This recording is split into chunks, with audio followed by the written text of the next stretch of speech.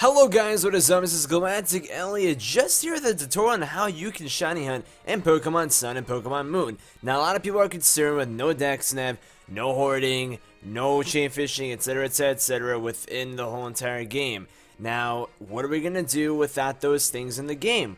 Now, here's a nice little thing that you guys can do. First and foremost, have like a few Adrenaline Orbs on you. If you do not have any Adrenaline Orbs, first and foremost, you have to have, I think, at least 3 trial, trial things done. So at that point, you have Z crystals that allow you to, unlock more things from the Pokemart. And by then, you should be able to buy Adrenaline Orbs. And then once you're able to buy them, you should be able to get just quite a few from the Pokemart. And once you can do that, get a Pokemon that can have, false swipe and whatnot. Because those two things are very essential within wanting to do this tactic. Because you do want to have a Pokemon low at health. Then, once you have those, go into any sort of patch of grass that has a lot of Pokemon in it, of course. Now, this is a nice little tactic that some people call the call method, or even the ally method. And it seems to work for some people, and seems not to work so efficiently for others. But it's a nice little method, especially if you're looking for a certain Pokemon to hunt for. So let's say you wanted to hunt for a nice little Litten. So, first and foremost, you'd want to go into your bag. You'd want to go into the toggle button, and then click on the Adrenaline Orb. So the Adrenaline will make it more likely for the Pokemon to want to call for, some sort of, I guess, other members to help them out and whatnot. So, right after that, you're going to go ahead and use False with the Pokemon, so then it's at, some really little HP. And once it is at very low HP, any of the Adrenaline Orb being used, it's going to want to call for help. And this is where it gets a little bit inconsistent. It's not always going to bring a Pokemon here, but, over here it did bring a certain Pokemon. So at this point, what you have to do is you have to go ahead and just continuously kill the Pokemon that is being brought in.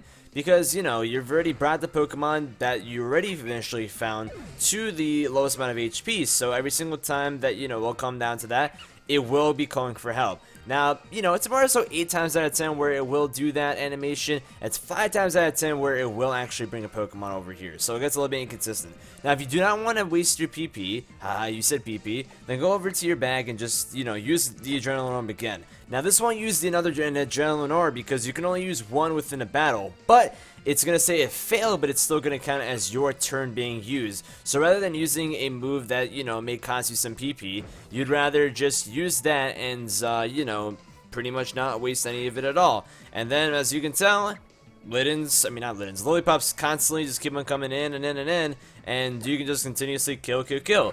Now, what you want to do is you want to definitely tally up the amount of moves that the Lillipup may use and the amount of PP the Lillipup is using as well. And keep in mind, if you do not have certain amount of trials defeated, that certain Pokemon may not obey you if you're bringing them in from other games. Like the Scizor, for example, if it's over level 35 at the stage of the game that I'm in, it would not obey me. So I got to make sure that it's not over 35 or 33, it's strong enough to really handle itself. And then you pretty much can continuously do this until a shiny Lillipup does appear. Now, I'm not really sure how the whole entire animation goes, but we see a Lillipup over here calling for some help, and over here, a Lillipup does come in. Focus on the shiny sprite.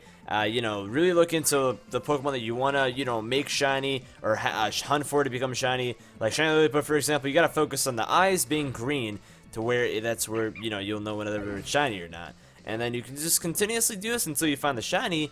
And it's a little bit better than random encounters because you're insured the Pokemon that you want to find. Now, there isn't any sort of proof as to whether, this has better odds than random encounters, which is 1 out of 4,096, or if this is, half odds or something like that. Nobody really knows, and unfortunately that's the case, and it kind of sucks because I would like to know personally. But this is basically how it's going to go, and this is the best way to shiny hunt to this day of the game being out, which it's only been officially out for the past day.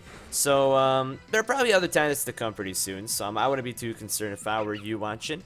And you know what, I would say try this method out, see how it works for you, and let me know in the comment section below if you've gotten any shinies by using this method. And if you guys want to help out other people with shiny hunting in general, share them this video, show them how this whole entire method works, because it gets a little bit confusing at times, but at the same time you gotta kind of understand it. Now let's say Lillipup was getting down on PP and I was getting kind of worried that it was going to struggle itself to death. What you can do at that point is make sure that, you know, it has another Pokemon, you know, brought forward, or, you know, this isn't the case because it didn't bring anything, but make sure that it does bring another Pokemon to be, you know, accompanied with, and then go ahead and kill this Lillipup that is at very low HP, and then use Fossil with the other Pokemon, because the other Pokemon will then proceed to do the same thing this Lillipup is doing, calling for help constantly, and then bringing another Pokemon to the field. And then that other Pokemon to the field can be shiny. So it's a nice little tactic. It gets a bit addicting, and yes, it can be a little bit boring, but that's kind of how shiny hunting is. It can get addicting whenever you really feel like you're going to get the shiny, and it can get boring whenever you feel like it's just getting a little bit